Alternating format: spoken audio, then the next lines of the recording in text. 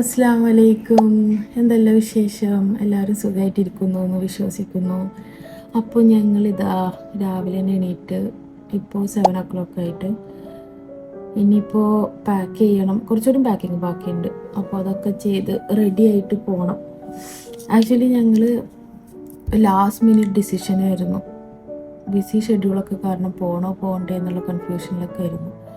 പിന്നെ നമ്മൾ വിചാരിച്ച് പോകാമെന്ന് ഡിസൈഡ് ചെയ്തിട്ട്. അപ്പോൾ അതുകൊണ്ട് തന്നെ പാക്കിംഗ് ഒക്കെ എന്ന് വെച്ചാൽ എന്തൊക്കെ എടുത്തു വെക്കണം എന്നൊക്കെ ഒരു ഇതില്ല. സാധനങ്ങളൊക്കെ മറക്കും, കാരണം പെട്ടെന്നായ കാരണം അതൊക്കെ സോർട്ട് ഔട്ട് ചെയ്ത് എടുത്തു വെക്കണം.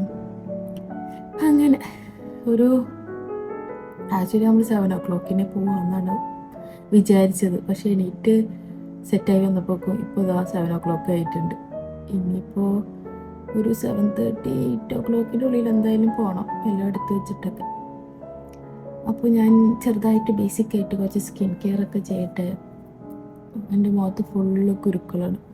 അല്ലെങ്കിൽ എന്തെങ്കിലുമൊക്കെ ഒരു പരിപാടി വന്നാൽ അപ്പോൾ ഒരു ബഞ്ച് ഓഫ് കുരുക്കൾ അങ്ങോട്ട് വരും. ഇനി ട്രാവലിംഗ് ആയിക്കൊണ്ട് വല്ലാണ്ട് കുഴപ്പമില്ല. അപ്പോൾ ഒന്ന് റെഡി ആവട്ടെ. അങ്ങനെ എല്ലാം പാക്ക് ആക്കിയിട്ട് ഞങ്ങൾ വീട്ടിൽ നിന്ന് രാവിലെ ഒരു 8 ഒക്കെ ആയപ്പോക്കും ഇറങ്ങി. രാവിലെ ആയതുകൊണ്ട് സണ്ണൊന്നും ഉണ്ടായിരുന്നില്ല, പക്ഷെ ഇന്നത്തെ മോർണിംഗ് സ്കൈ കാണാൻ നല്ല രസമുണ്ടായിരുന്നു. ഞങ്ങൾക്ക് വീട്ടിൽ നിന്ന് മസ്കറ്റിലേക്ക് ഒരു 4.5 hours ആണ് ഉള്ളത്, വിച്ച് ഈസ് 436 kilometer ആണ് നമ്മൾ ഇന്ന് കവർ ചെയ്യാൻ പോകുന്നത്. പല പല റൂട്ട്സ് ഉണ്ട് ബോർഡറിലേക്ക്. ഞങ്ങൾ ചൂസ് ചെയ്തത് ഫുജേറ വഴിയുള്ള റൂട്ടാണ്. അതുകൊണ്ട് തന്നെ ഇതുപോലത്തെ മലകൾക്കിടയിലുള്ള യാത്രകളായിരുന്നു കൂടുതലുണ്ടായിരുന്നത്. മോർണിംഗ് ബ്രേക്ക്ഫാസ്റ്റ് കഴിച്ച് ഇറങ്ങിയത് കാരണം വിശക്കുമെന്ന് എനിക്ക് നല്ലതായിട്ട് അറിയായിരുന്നു. അതുകൊണ്ട് തന്നെ കുറച്ച് ഫ്രൂട്ട്സ് ഒക്കെ ഇതുപോലെ കട്ട് ചെയ്ത് കൊണ്ടുവന്നിട്ടുണ്ടായിരുന്നു. അത് വളരെയധികം ഉപകാരപ്പെട്ടു. കൽബ സൈഡ് എത്തിയപ്പോൾ ഇതുപോലത്തെ വിക്ടോറിയൻ സ്റ്റൈൽഡ് ആയിട്ടുള്ള ബിൽഡിങ്സും റോഡ്സ് ഒക്കെ ആയിരുന്നു. കുറച്ചുകൂടി കഴിഞ്ഞപ്പോൾ ഒമാനിക്കുള്ള സൈൻ ബോർഡ്സ് ഒക്കെ കണ്ടു തുടങ്ങി. അങ്ങനെ ഞങ്ങൾ ബോർഡറിലെത്തി. ബോർഡറിൽ പിന്നെ അവിടെ ഫോട്ടോഗ്രാഫ്സ് ഒന്നും പാടില്ലായിരുന്നു. അതുകൊണ്ട് ഞങ്ങൾ പിന്നെ അവിടെ നിന്ന് സ്റ്റോപ്പ് ചെയ്തു.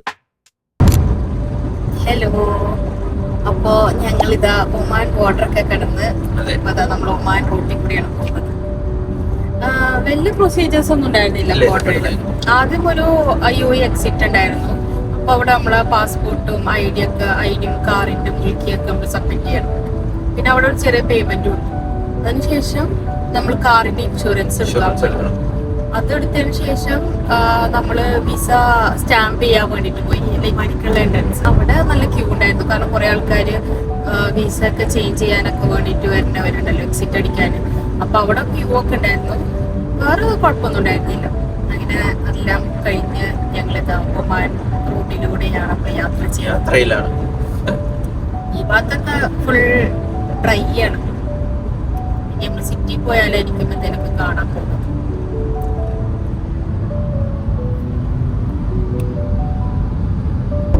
സോ നിങ്ങള് ഒമാനിലേക്കൊക്കെ ബൈ റോഡ് വരാൻ പ്ലാൻ ഉണ്ടെങ്കിൽ all you need is passport, പിന്നെ എമിറേറ്റ്സ് ID, പിന്നെ ഡ്രൈവിംഗ് ലൈസൻസ് വേണോ? വേണല്ലേ? ഓടിക്കണ ആളെ പേരിൽ വണ്ടി വേണം. പിന്നെ വണ്ടിന്റെ മുൽക്കിയ അത് പാടില്ല. പിന്നെ ബാങ്ക് കാർഡ് അവർ ചോദിക്കണ്ടായിരുന്നു പേയ്മെന്റിന് വേണ്ടിട്ട്. ലൈക് ക്രെഡിറ്റ് കാർഡോ ഡെബിറ്റ് കാർഡോ എന്തെങ്കിലും മതിയായിരിക്കും. അത്രയൊക്കെ മതി, വേറൊന്നും വേണ്ടല്ലോ. വേറൊന്നും വേണ്ട. 60 dirhams ആണ് കേട്ടോ എൻട്രൻസ്. എക്സിറ്റ് ഫീസ് 60 dirhams ഉണ്ട്. പിന്നെ ഇൻഷുറൻസ് എത്രക്കാ? കാർ ഇൻഷുറൻസ് 157 dirhams ആണ് കാർ ഇൻഷുറൻസ് വന്നത്. അത് ഇപ്പോഴാ 10 days ആ. ഇത് 10 daysനാണോ 175? 57. Okay, 10 daysനുള്ളതാണ് 157 dirhams.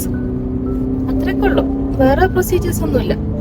പിന്നെ എൻ്റെ നമ്മളവിടെ ഇമിഗ്രേഷൻ്റെ അവിടെ എന്നോട് ചോദിച്ചു എൻ്റെ സ്പോൺസർ എവിടെയെന്ന്. കാരണം എൻ്റെ വിസ പപ്പാൻ്റെ പേരിലാണ്. അതുകൊണ്ട് അവർ ചോദിച്ചു സ്പോൺസർ എവിടെയെന്ന്. ഞാൻ അപ്പോൾ സ്പോൺസറിനെ വിളിച്ചു കൊണ്ടുവരാൻ പറ്റില്ലല്ലോ.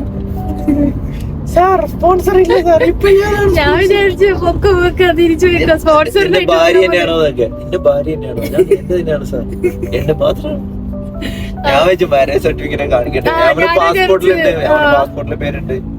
ഞാനും വിചാരിച്ചു മാരേജ് സർട്ടിഫിക്കറ്റ്. പക്ഷെ അവര് എങ്ങനെയാ, അവർക്ക് നമുക്ക് കള്ള സർട്ടിഫിക്കറ്റ് ഉണ്ടാക്കിക്കൂടെ?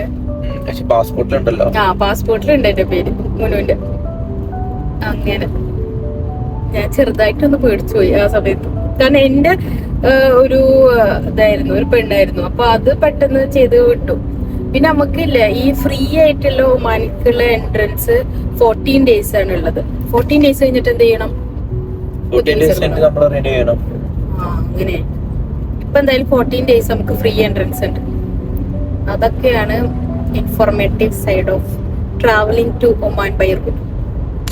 അങ്ങനെ എല്ലാ പ്രൊസീജിയേഴ്സിനും ശേഷം ഞങ്ങൾ ഇതാ മസ്കറ്റിലേക്കുള്ള ഡയറക്ഷനും പിടിച്ചിട്ട് പോക്ക് തുടങ്ങി. അങ്ങനെ കുറച്ച് കഴിഞ്ഞപ്പോൾ ലിവയിലെത്തി. അവിടെ എത്തിയപ്പോൾ നല്ല വിശപ്പുണ്ടായിരുന്നു. അപ്പോൾ അവിടുത്തെ ഒരു കഫ്തേരിയ കയറിയിട്ട് ക്ലബ് സാൻഡ്വിച്ചും അവക്കാഡോ ഷേക്കൊക്കെ കുടിച്ച് ഞങ്ങളെ യാത്ര വീണ്ടും സ്റ്റാർട്ട് ചെയ്തു. ഈ ടൈമൊക്കെ ആയപ്പോക്കും നല്ല വെയിലൊക്കെ സ്റ്റാർട്ട് ചെയ്ത്, അതുകൊണ്ട് ചെറുതായിട്ട് ടയർഡൊക്കെ ഫീലാക്കി തുടങ്ങി. ഞങ്ങൾക്ക് എത്തേണ്ടത് മൊബൈലായിരുന്നു. അവിടെ എത്തിയിട്ട് ഞങ്ങൾ ഈ ഡയമണ്ട് സ്റ്റാർ ഹോട്ടലിൽ ഒരു റൂം എടുത്ത് കുറച്ചു നേരം റെസ്റ്റ് എടുക്കാമെന്ന് വെച്ചു. ഇതായിരുന്നു ഞങ്ങളെ റൂം. ആ ബെഡിൽ കിടക്കുന്ന സാധനം റൂമിന്റെ കൂടെ കിട്ടിയതല്ല, ഞാൻ ദുബൈയിൽ നിന്ന് കൊണ്ടുവന്നതാണ്. ഞങ്ങൾക്ക് കിട്ടിയത് 10th floor ആയിരുന്നു. അതുകൊണ്ട് തന്നെ ഇവിടുന്ന് പുറത്തേക്കുള്ള വ്യൂ ഭയങ്കര അടിപൊളിയായിരുന്നു. ഓൾമോസ്റ്റ് ഫുള്ളായിട്ടുള്ള ഒമാനൊക്കെ കാണാൻ പറ്റിയിട്ടുണ്ടായിരുന്നു. അങ്ങനെ റൂമിലെത്തി ഞങ്ങൾ ലഞ്ചൊന്നും കഴിച്ചിട്ടുണ്ടായിരുന്നില്ല. Already 3 o'clock കഴിഞ്ഞിട്ടുണ്ടായിരുന്നു. അപ്പോൾ തലബാത്തിൽ നിന്നിട്ട് ഒരു പിസ്സ ഒക്കെ ഓർഡർ ആക്കി.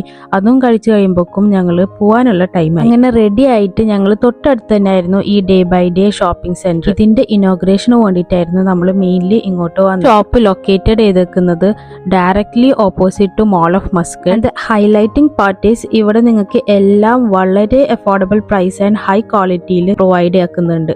അതുകൊണ്ട് ഈ ഭാഗത്തുള്ളവർ എന്തായാലും ഈ സ്റ്റോറിൽ വന്നിട്ട് ചെക്ക്ഔട്ട് ചെയ്ത് നോക്കിയോക്ക്. വെജിറ്റബിൾസ് ആൻഡ് ഫ്രൂട്ട്സ് ആയിക്കോട്ടെ, ഹൗസ് ഹോൾഡ്സ് ആയിക്കോട്ടെ, ഡ്രസ്സസ് ആയിക്കോട്ടെ, ആക്സസറീസ് ആയിക്കോട്ടെ, നട്ട്സും ഡ്രൈ ഫ്രൂട്ട്സും ഒക്കെ ഇവിടെ അവൈലബിൾ ആണ്. ഇതിന്റെ ജസ്റ്റ് ഓപ്പോസിറ്റ് ലുലു ഉണ്ട്, അതിന്റെ അടുത്ത് തന്നെ ആയിട്ട് നെസ്റ്റോ ഉണ്ട്.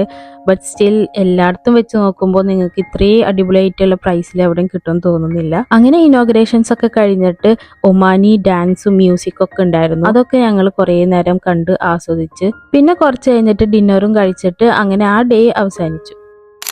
ലാസ്റ്റ് ഡേ ലേറ്റ് ആയിട്ട് കിടന്ന കാരണം നെക്സ്റ്റ് ഡേ മോർണിംഗ് എണീക്കാൻ നല്ല ലേറ്റ് ആയി. പിന്നെ ജുമ ഉള്ള കാരണം എന്തായാലും എണീറ്റേ പറ്റും. രാവിലെ എണീച്ചപ്പോൾ തന്നെ എനിക്ക് ഭയങ്കര വിശപ്പായിരുന്നു. അതുകൊണ്ട് അടുത്ത് ഉള്ള ഒരു കഫ്തീരിയ പോയിട്ട് ഒരു പൊറോട്ട, എഗ് സാൻഡ്വിച്ചും ചായയും കുടിച്ച് ഓൾമോസ്റ്റ് സെറ്റാക്കി. ജുമക്ക് പോയി വന്നതിന് ശേഷം എല്ലാ ഫാമിലി മെമ്പേഴ്സിനോടും ഞങ്ങൾ യാത്ര പറഞ്ഞിട്ട് അവിടെ നിന്ന് ഇറങ്ങി. ഞങ്ങൾ നേരെ പോയത് ഇങ്ങോട്ടാണ്, ഈ ലഹബ് കിച്ചൺ റെസ്റ്റോറൻറ്റിലേക്കാണ് ഞങ്ങൾ പോയത്. ഇവിടുത്തെ മട്ടൻ ഷുവ എല്ലാവരും സജസ്റ്റ് ചെയ്തിട്ടുണ്ടായിരുന്നു.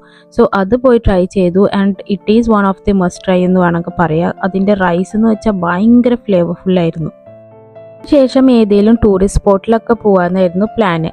ഞങ്ങൾ ഫസ്റ്റ് പ്ലാൻ ഉണ്ടായിരുന്നത് സുൽത്താൻ കാബൂസ് മോസ്കിൽ പോകാൻ വേണ്ടിയിട്ടായിരുന്നു. പക്ഷെ അൺഫോർച്ചുനേറ്റ്ലി ഇന്നത് ക്ലോസ്ഡ് ആയിരുന്നു. അങ്ങനെ ഞങ്ങൾ മത്ര സൂക്കിലേക്ക് ഞങ്ങൾ പോയി. അവിടെ പോയപ്പോൾ ഞാൻ വിചാരിച്ച പോലെയല്ല, നല്ല ഡിഫറെൻ്റ് ആയിട്ടുള്ള ഒരു വൈബിങ് ഏരിയ ആയിരുന്നു. ഒരു സൈഡ് ഫുള്ള് ടൂറിസ്റ്റും സൂക്സും ഒക്കെ ആയിട്ടും മറ്റേ സൈഡാണെങ്കിൽ പോർട്ടും സീയും ഏരിയ ആയിരുന്നു അത്. ഞങ്ങൾ അവിടെ എത്തിയതിന് ശേഷം കാറൊക്കെ പാർക്ക് ചെയ്ത് ആ സീൻ്റെ സൈഡിലൊക്കെ പോയി കുറച്ച് നേരം നിന്ന്. അവിടുത്തെ നല്ല ക്ലിയർ വാട്ടർ ആയിരുന്നു. താഴെയുള്ള ഫിഷസും കാര്യങ്ങളൊക്കെ നന്നായിട്ട് ക്രിസ്റ്റൽ ക്ലിയർ ആയിട്ട് കാണാൻ കഴിയുന്നുണ്ടായിരുന്നു.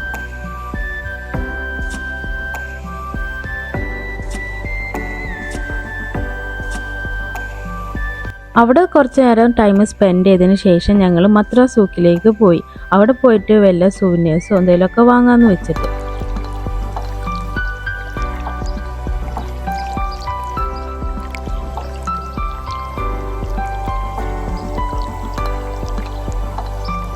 അവിടെ കുറേ സ്റ്റോഴ്സ് ഉണ്ടായിരുന്നു. എല്ലാ സ്റ്റോഴ്സും നല്ല രസമുണ്ടായിരുന്നു കാണാൻ. അതൊക്കെ ഓരോന്ന് ഞങ്ങൾ കണ്ടു നടന്ന്. അവിടെ വാങ്ങാൻ മാത്രം എന്നെ അട്രാക്ട് ചെയ്തൊന്നും ഉണ്ടായിരുന്നില്ല. ഞങ്ങൾ ജസ്റ്റ് ഒരു ഫ്രിഡ്ജ് മാഗ്നറ്റും പിന്നെ ബുഖൂറും ഒക്കെ വാങ്ങി അവിടെ നിന്ന് തിരിച്ച്.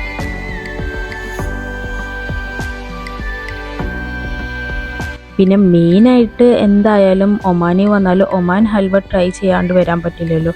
അതുകൊണ്ട് അതും നമ്മൾ വാങ്ങിയിട്ടുണ്ടായിരുന്നു. അവിടുന്ന് ഞങ്ങൾ നേരെ പോയത് മുനുവിൻ്റെ കസിൻ്റെ വീട്ടിലേക്ക്. അവിടെ കയറി ഇറങ്ങിയപ്പോക്കും കുറച്ച് ലേറ്റ് ആയിപ്പോയി.